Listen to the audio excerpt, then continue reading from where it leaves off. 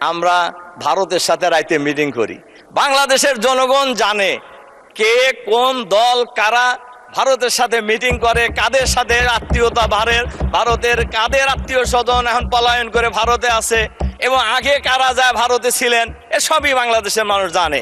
কাজী এইগুলি বলে আজকে সংবিধান সংস্কারের যে অভিপ্রায় বাংলাদেশের মানুষের রায়, এই রায় থেকে বিরত থাকা আমি সমীচীন বলে মনে করি না। মাননীয় স্পিকার, আমরা কেউই অস্বীকার করি না যে জুলাই বিপ্লব বা জুলাই অভ্যুত্থান যেটাই আমরা বলি, এইটা যে ফেসিবাদ থেকে আমরা সবাই মুক্ত হয়েছি, একথা তো অস্বীকার করার কারই উপায় নেই।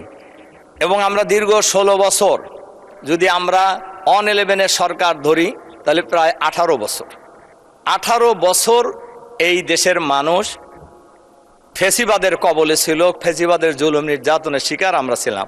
আমাদের মাননীয় প্রধানমন্ত্রী আজকে যিনি সংসদ নেতা, তিনিও সেই অন-11-এর সরকারের জুলুম নির্যাতনের শিকার হয়েছিলেন। দীর্ঘ সংগ্রামের পর যখন ফেসিবাদী সরকারের প্রধানমন্ত্রী পলায়ন করে চলে গেলেন বাংলাদেশ থেকে, তখন একটি সাংবিধানিক সংকট দেশে তৈরি হয়েছিল। অন্তর্বর্তীকালীন সরকারের কথা সংবিধানে নাই, তাহলে সরকার গঠিত হলো কিভাবে? খুবই পরিষ্কার, জনগণের অভিপ্রায়ের ভিত্তিতেই, এই আকাঙ্ক্ষার ভিত্তিতেই এই অন্তর্বর্তীকালীন সরকার গঠিত হয়েছিল।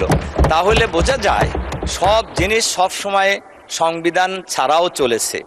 আজকে যে গণভোটের ব্যাপারে প্রশ্ন তোলা হয়েছে, 77 সালে গণভোট হয়েছে, এরশাদের সময়ও হয়েছে, 91 সালেও গণভোট হয়েছে, এবং এই কোনো গণভোটের কথাই সংবিধানে ছিল না, কিন্তু গণভোট হয়েছে এবং সেই গণভোট অনুযায়ী কিন্তু আমরা দেখেছি কার্যকরও হয়েছে। কাজে এবারও প্রায় 70 ভাগ মানুষ এই জুলাই বিপ্লবের পক্ষে, সংস্কারের পক্ষে তাদের রায় দিয়েছে। আমাদের মাননীয় সরকারি দলের একজন সদস্য বলেছেন যে 51 ভাগ পরিবর্তনের পক্ষে, সংশোধনের পক্ষে মত দিয়েছে। 51 ভাগ শক্তিশালী না 70 ভাগ শক্তিশালী? এটা তো খুব পরিষ্কার, এটা সবাই বুঝবে যে 70 ভাগ অনেক শক্তিশালী। স্যার, কদিন ধরে কোমরে ব্যথা। এসপি হাসপাতালে চলে যাও। এসপি হাসপাতাল, প্রতিভাদীপ্ত চিকিৎসক ডক্টর এস চক্রবর্তী, অপারেশনবিহীন হাঁটু, কোমর, প্যারালাইসিস সহ আন্তর্জাতিক মানের চিকিৎসা ও রোগ মুক্তির নিশ্চয়তা। এসপি হাসপাতাল, অত্যাধুনিক চিকিৎসা সেবায় অতুলনীয়। সম্মানিত মাননীয় স্পিকার, আমাদের একজন সরকার দলীয় সদস্য বলছেন আমরা ভারতের সাথে রাইতে মিটিং করি। বাংলাদেশের জনগণ জানে কে কোন দল কারা ভারতের সাথে মিটিং করে, কাদের সাথে আত্মীয়তা ভারতের কাদের আত্মীয় স্বজন এখন পলায়ন করে ভারতে আছে এবং আগে কারা যায় ভারতে ছিলেন, এসবই বাংলাদেশের মানুষ জানে। কাজী এইগুলি বলে আজকে সংবিধান সংস্কারের যে অভিপ্রায় বাংলাদেশের মানুষের রায়, এই রায় থেকে বিরত থাকা আমি সমীচীন বলে মনে করি না। আমরা আজকে যারা এখানে আজকে সরকারি দল এবং বিরোধী দলে ছিলাম, আমরা কিন্তু সবাই এই ফেসিবাদের জুলুম নির্যাতনের শিকার। আজকে সংস্কারের মধ্যে যে কথা বলা হয়েছে, সুপ্রিম কোর্টকে আলাদা সচিবালয়ের মধ্যে, বিচার ব্যবস্থাকে আলাদা সচিবালয়ের মধ্যে নিয়ে যাওয়া। দেখেন, আজকে প্রধান বিচারপতি একজন দলীয় লোক ছিলেন খায়রুল হক, কেয়ারটেকার সরকারকে লণ্ডভণ্ড করে দেওয়ার কারণেই এই ফেসিবাদী সরকার দীর্ঘায়িত হয়েছে। কাজেই আমরা চাই, সবাই মিলেই চাওয়া উচিত, আমাদের সবার অভিপ্রায় আমাদের এই বাংলাদেশ ভালো চলুক, আমরা সবাই মিলেই এই বাংলাদেশকে আগামী দিনে গড়ে তুলব। কাজেই দেশের প্রয়োজনে, সংবিধান তো কোনো কোরআনের বাণী নয়, কোনো ওহী নয়, জনগণের জন্য সংবিধান, সংবিধানের জন্য জনগণ নয়। কাজেই জনগণের প্রয়োজনে সংবিধান সংস্কার করা কোনোই অসুবিধা থাকার কথা নয়।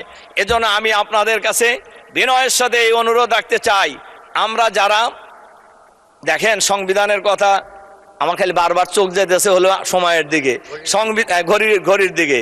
আসলে সংবিধানের কথা আমরা বলছি, আমাদের একজন সদস্য বলেছেনও, আমার এখনো স্পষ্ট মনে আছে, সংবিধানের কথা বলে আমাদের উপর, বিরোধী দলের উপর যে জুলুম নির্যাতন চালানো হয়েছে, দেশনেত্রী বেগম খালেদা জিয়া বলেছিলেন আমরা যদি আবার সুযোগ পাই এই সংবিধানকে ছুঁড়ে ফেলে দেব। উনি তো বলছিলেন, তাহলে কি ওনার কথা কি একেবারেই অমূলক ছিল? শুধু তাই নয়, আমরা সব সময় লক্ষ্য করেছি সরকারে যারাই থাকে তারা সব কিছুকে দলীয়করণ করার চেষ্টা করেন। আমরা আশা করব এখন যারা সরকারে আছেন তারা দলীয়করণ করবেন না। যদি নাই করেন তাহলে আপনাদের সংস্কারের ভয় কেন? সংস্কার করতে আপনাদের অসুবিধা কি? আমরা সবাই মিলে, যেটা প্রয়োজন সবাই মিলে আমরা সংস্কার করে আমরা এই দেশটাকে একটা সুস্থ রাজনীতির দিকে নিয়ে যেতে চাই, যাতে করে আর কোনো ফ্যাসিবাদের জন্ম বাংলাদেশে না হয়, আর ফ্যাসিবাদী কোনো সরকার যেন বাংলাদেশে প্রতিষ্ঠিত হওয়ার সুযোগ না পায়। এই পরিবেশটাই তো আমরা সবাই চাচ্ছি। আমার ধারণা আমরাও চাচ্ছি, সরকারি দলও চাচ্ছে।